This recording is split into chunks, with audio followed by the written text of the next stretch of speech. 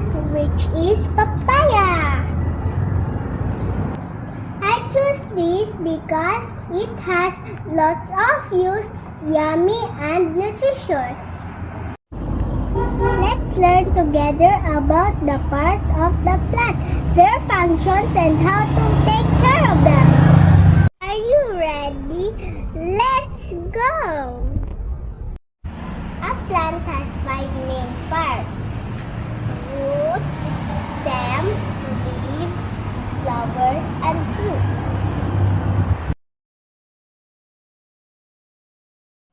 Roots are under the soil. They drink water and hold the plant. Stem is the one carries water and food to all parts of the plant. Leaves collect sunlight and make food for the plant. Flowers attract bees and butterflies. It helps in reproduction. Fruits protect the seeds and give us nutrients. Plants are like us. They have needs too. They need sunlight, air, water, and nutrients from soil.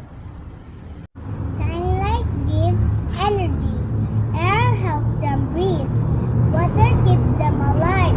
Soil gives food or nutrients. To take care of our plants, we must water them, not too much, not too little.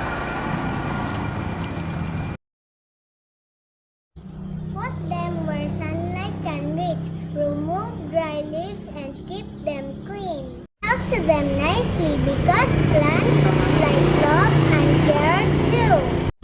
So remember, plants give us food, oxygen, and beauty. We must love and take care of them every day. Let's all be